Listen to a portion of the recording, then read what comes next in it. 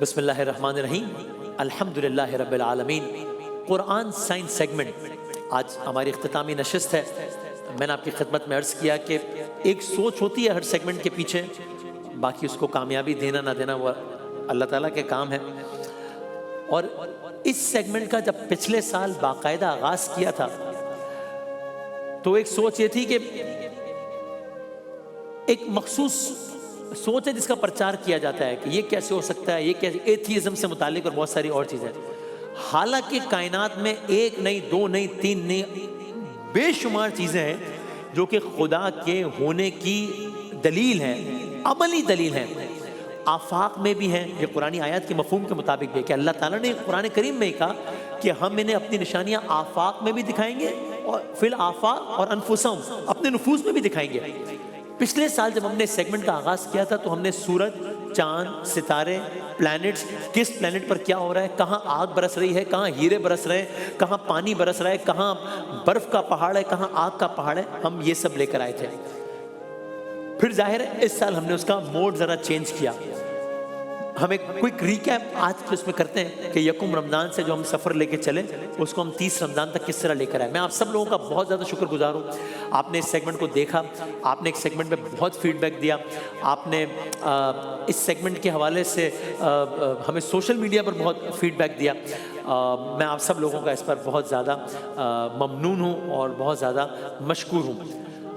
ہم نے پچھلے سال سے اس کا ربط جوڑا تھا اس بار، اور یکم رمضان میں ہم نے آغاز یہاں سے کیا تھا کہ سورج، چاند، ستارے، اس کے اندر کیا ہو رہا ہے یہ سب تو ہم بات کر چکے ہیں، لیکن سورج پیدا کیسے ہوا ہے، چاند پیدا کیسے ہوا ہے، زمین پیدا کیسے ہوئی ہے۔ سو ہم نے ابتدائی کچھ ایام داستان سورج، داستان چاند اور داستان زمین پر کیے تھے، and it was so unbelievable کہ بظاہر ہمیں جو ایک خاموش دنیا نظر آتی ہے سورج، اس کے اندر ایک قیامت برپا ہے، اس کے اندر ایک طوفان برپا ہے، کروڑوں ڈگری سینٹی گریڈ ہے، لاکھوں زمینیں کھا جائے ایسی اس کی ہیبت ہے، اور یہ کروڑہ سال پرانا یہ آبجیکٹ ہے۔ پھر ہم چاند پر آئے، زمین پر آئے، ابھی اس کو دہرانا مقصد نہیں ہے۔ یہ تینوں ایلیمنٹس کرنے کے بعد کہ سورج کیسے پیدا ہوا، چاند کیسے پیدا ہوا، زمین کیسے پیدا ہوئی، یہ ہم نے چاند اور زمین کا ریلیشن، چاند کے زمین پر اثرات، زمین سورج سے کتنا دور ہے، زمین سورج کے قریب ہوتی تو کیا ہوتا، چاند، یہ سارا کچھ۔ پھر ایک روز چاند گرہن کا منظر تھا تو ہم نے اس پر پورا تفصیلی قصہ کیا کہ کیسے جب چاند درمیان میں آ جاتا ہے تو کیا ہوتا ہے۔ پھر ہم آئے بلیک ہولز پر، ایک اور الگ دنیا ہے، ایک ہیبت ہے اس کے اندر، اور ہم نے آپ کی خدمت میں عرض کیا ایک محتاط اندازے کے مطابق۔ اور دیکھیے لاسٹ ٹائم ہماری تھیم تھی قرآن سائنس سیگمنٹ کی اللہ اکبر، کہ یہ سب اتنا بڑا ہے، اس کا خالق کتنا بڑا ہوگا، اس کا مالک کتنا بڑا ہوگا۔ اور اس دفعہ کی تھیم تھی کہ جو کچھ ہو رہا ہے، چاہے وہ کھربوں گنا بڑا کوئی سیارہ ہو ہماری زمین سے یا ایک چھوٹا سا ایٹم ہو، ہر چیز حادثہ نہیں ہے، منصوبہ ہے۔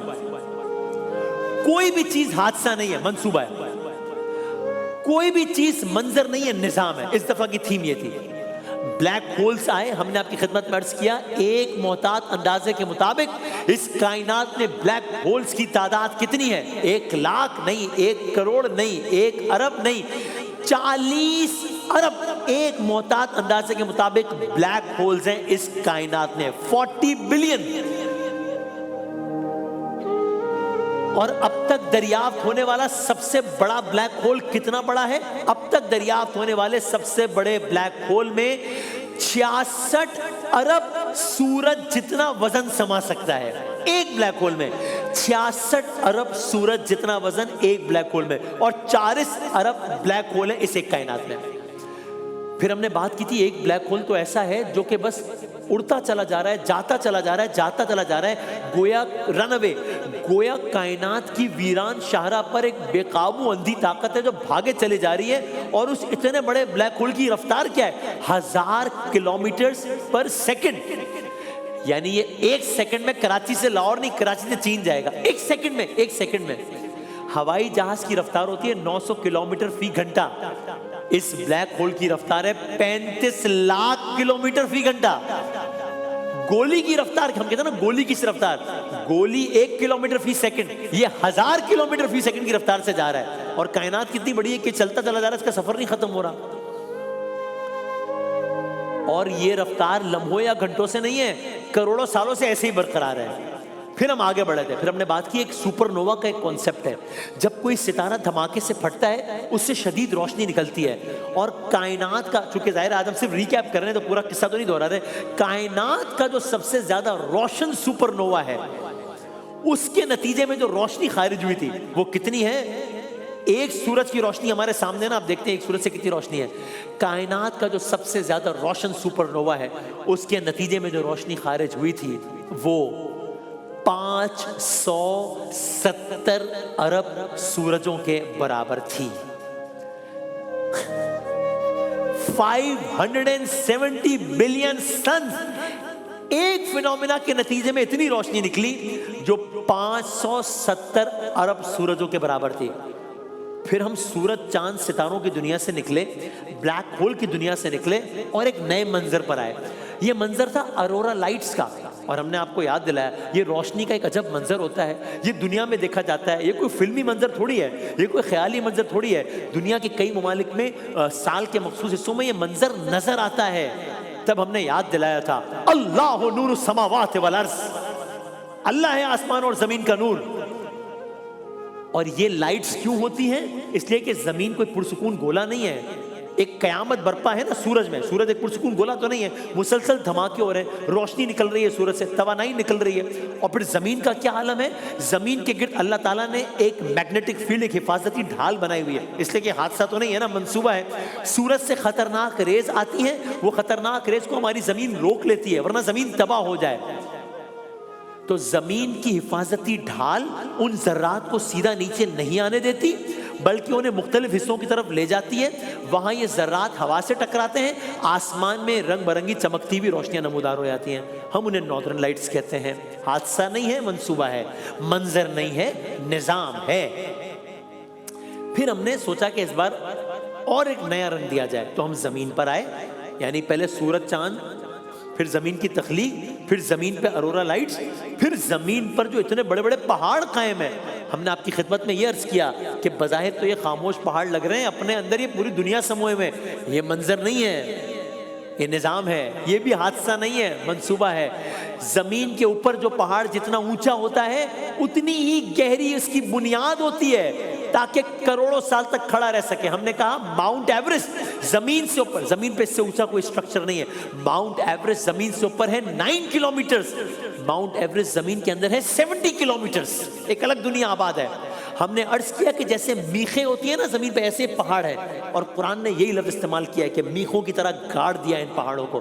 ہم نے عرض کیا یہ پہاڑ نہ ہو نا زمین ڈگمگا جائے، اور لکھا ہے قرآن میں کہ یہ پہاڑ اس لیے ہیں تاکہ ڈگمگا نہ جائے زمین۔ ہم نے آپ کی خدمت پر عرض کیا یہ پہاڑ جو بظاہر خاموش نظر آ رہے ہیں یہ ہر سال چند ملی میٹر مزید اونچے ہو جاتے ہیں۔ ان پہاڑوں کی خاموشی کا مطلب جمود نہیں ہے، سکون کا مطلب بے حرکتی نہیں ہے۔ اور پھر ہم نے یہ عرض کیا کہ نظام شمسی کا جو سب سے اونچا پہاڑ ہے وہ زمین پہ ہے ہی نہیں، وہ سمندر میں بھی نہیں ہے، وہ سمندر کے اندر بھی نہیں ہے، وہ زمین سے کروڑوں میل دور سیارہ مریخ پر ہے، ماؤنٹ اولمپس اسے کہتے ہیں۔ اتنا بلند ہے کہ ماؤنٹ ایورسٹ جو کہ زمین کا سب سے اونچا اسٹرکچر ہے، وہ پہاڑ جو مارس پر ہے، ماؤنٹ ایورسٹ اس کے مقابلے میں اتنا سا لگے گا، کیونکہ ماؤنٹ ایورسٹ ہے 8.5 کلومیٹر اونچا، یہ والا جو پہاڑ ہے یہ 25 کلومیٹر اونچا ہے۔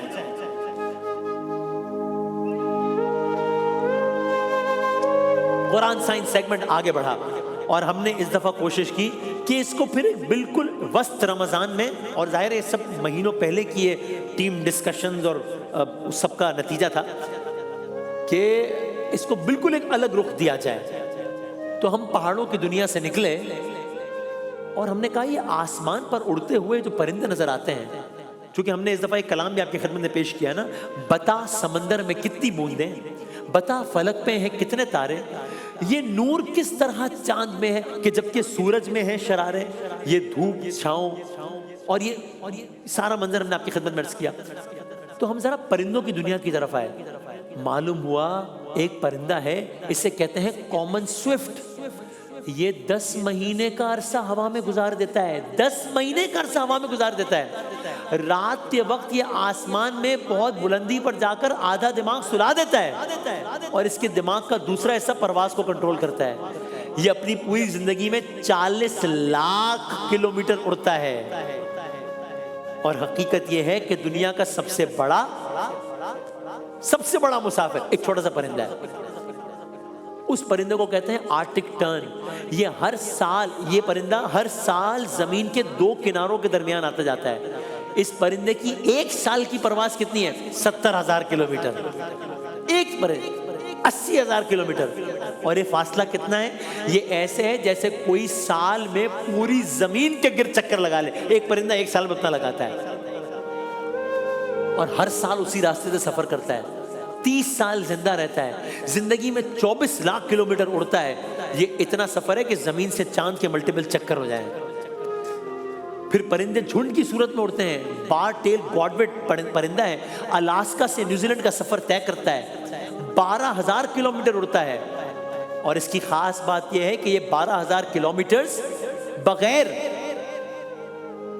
یعنی یہ بغیر رکے، بغیر تھکے، مسلسل اڑتے ہوئے فاصلہ طے کرتا ہے، بغیر کسی رکاوٹ کے دنیا کی سب سے لمبی پرواز کرتا ہے۔ ریڈ بلڈ کوئلی ایک پرندہ ہے، جھنڈ کی شکل میں اڑتا ہے وہ، اس کے ایک جھنڈ میں 70 لاکھ افراد ہوتے ہیں۔ 70 لاکھ پرندے، ایک جھنڈ میں 70 لاکھ پرندے ہوتے ہیں، اور ایسے آرگنائز اڑے ہوتے ہیں، اس لیے کہ منظر نہیں ہے، نظام ہے۔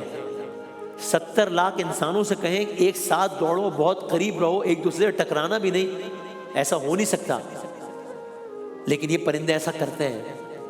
پرندے آسمان میں اڑتے ہیں، وی شیپ میں اڑتے ہیں، اس کی وہ بھی منظر نہیں ہے، نظام ہے، وہ بھی حادثہ نہیں ہے، منصوبہ ہے۔ وی شیپ میں کیوں اڑتے ہیں؟ جیسے ابھی اڑے، ہر پرندے کے پروں سے ہوا کی لہر بنتی ہے، اور اس کے پیچھے آنے والا پرندہ اسی لہر کو استعمال کرتا ہے، اس سے اس کی انرجی کم لگتی ہے۔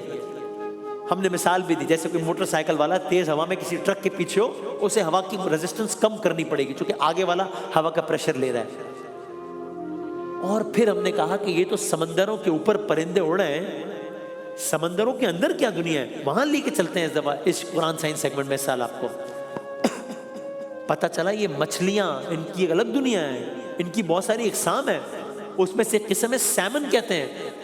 یہ اپنی زندگی کی پہلی سانس ٹھنڈے صاف چشموں میں لیتا ہے، اور پھر ہزاروں کلومیٹر دور کا سفر کرتا ہے، واپس چلا جاتا ہے یہ سیمن، اور کئی سالوں تک وہیں رہتا ہے، وہیں پہ بڑھتا ہے، وہیں پہ طاقتور ہوتا ہے، اور پھر ایک دن اس کے اندر ایک فطری پکار جاگتی ہے، جس انڈے سے یہ مچھلی نکلی ہے، یہ مچھلی ٹھیک اسی جگہ واپس جاتی ہے، سمندر کے اندر ایک عجب کوہرام برپا ہوتا ہے،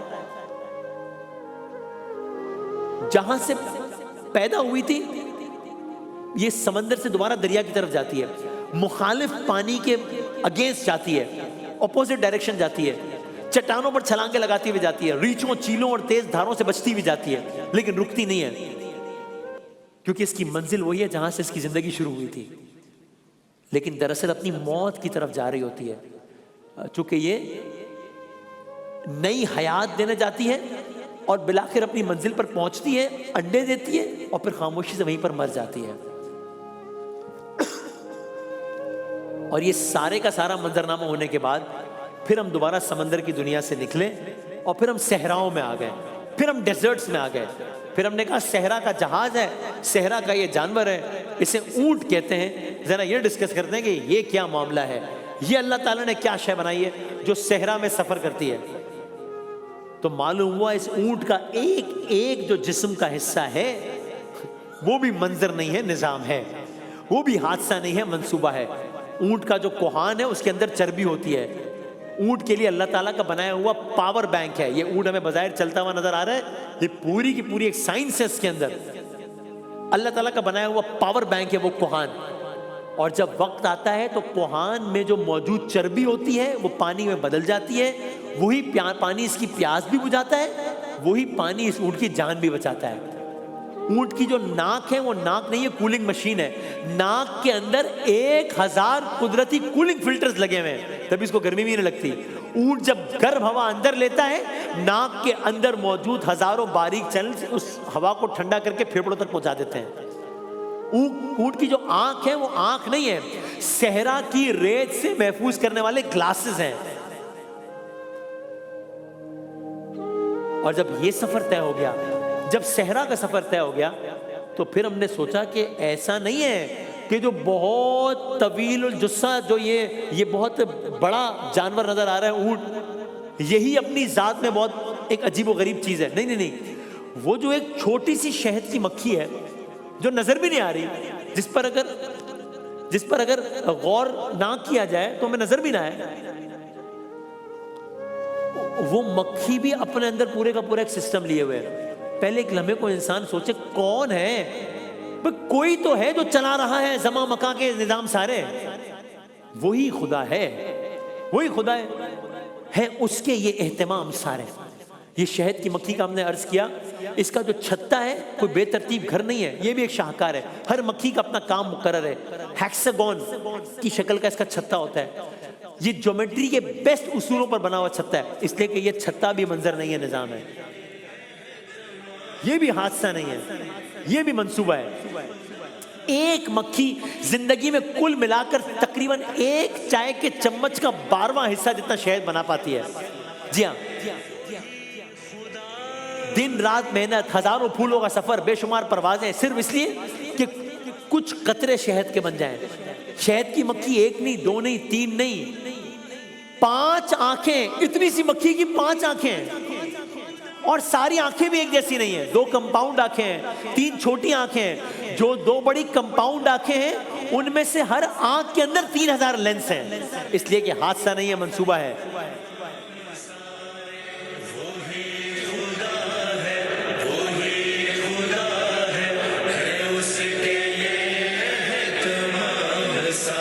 ہزاروں کیمرے جیسے ایک ساتھ ریکارڈنگ کر رہے ہوں، اس کی بدولت ایک مکھی ایک وقت میں 360 ڈگری دیکھ سکتی ہے. تیز رفتار کے دوران بھی اسے دھندلا نہیں دکھائی دیتا. اور بس بحث کو سمیٹتے ہوئے ہم یہاں پر آئے، کیونکہ اسی کلام میں ہم نے کہا چلو یہ چھوڑو، یہ سب چھوڑو، چلو یہ چھوڑو، یہ چھوڑو. ارے ذرا خود اپنے وجود پر ہی نگاہ ڈالو. نشانیاں ہی نشانیاں ہیں، سمجھ سکو گر سمجھنے والوں. یہ انسانی دماغ ہے جو بظاہر ایک چھوٹی سی شے ہے. اس ایک دماغ کے اندر جب ہم نے شہد کی مکھی کا بتایا، لوگ حیران ہوئے کہ کیسے ہو سکتا ہے اتنی سی مکھی، 5 آنکھیں، اتنی سی آنکھ کے اندر 3000 لینس. لیکن یہ اتنا سا انسان ہے، اس کا اتنا سا دماغ ہے. اس ایک دماغ کے اندر 86 ارب نیورونز ہیں، 86 billion neurons in one single human brain. ہم نے آپ کی خدمت میں عرض کیا کہ یہ دماغ پانی پر تیر رہا ہے، اور یہ پانی میں جو دماغ تیر رہا ہے یہ بھی حادثہ نہیں ہے، یہ بھی منصوبہ ہے، یہ بھی منظر نہیں ہے، یہ بھی نظام ہے. اگر یہ دماغ پانی میں نہ تیر رہا ہو تو یہ دماغ اپنی شریانوں کو کچل کے رکھ دے. بس یہ ثابت ہوا، یہ ثابت ہوا. کوئی نقل کے اندوں سے پوچھے جو ایتھیزم کی بحث میں جاتے ہیں، ارے ایک ایک ذرے میں اس کی قدرت نظر آتی ہے. کوئی یہ تو نہیں مان سکتا کہ ایک چھوٹی سی چیز ادھر سے ادھر ویسے ہی ہو سکے. ہر انسان کہے گا کہ نہیں، کوئی ہے جس نے اس چیز کو یہاں سے یہاں کیا ہے. یہ کیسے ہو سکتا ہے کہ زمان مکان کے نظام ایسے ہی چل رہے ہوں؟ تو گویا وہ کائنات کا سب سے بڑا بلیک ہول ہو جو ہمارے اربوں سورج سے بھی زیادہ بڑا ہو. وہ مریخ میں موجود ماؤنٹ اولمپس پہاڑ ہو جو ماؤنٹ ایورسٹ سے کئی گنا بڑا ہو، یا وہ ایک چھوٹی سی شہد کی مکھی ہو جو کہ ہمیں نظر بھی نہ آتی ہو، یا وہ اتنا چھوٹا کیڑا ہو جو کہ مائکروسکوپ کے بغیر نظر نہ آتا ہو، یا وہ انسان کا دماغ ہو. ہر شے میں اس کی ذات نظر آتی ہے. افلا یتفکرون، یہ غور نہیں کرتے، یہ فکر نہیں کرتے. کوئی تو ہے جو چلا رہا ہے زمان مکان کے نظام سارے. قرآن سائنس سیگمنٹ میں ہمارا ساتھ دینے کا آپ کا بہت بہت شکریہ. اور اگلے سال کا کیا انتخاب ہوگا آپ بھی اپنی رائے دیجئے، آپ اپنی تجاویز دیجئے. یہ ہماری اپنی سی کوشش تھی، امید ہے کہ آپ کو پسند آئی ہوگی انشاءاللہ. خدا ہے، وہی خدا ہے اس کے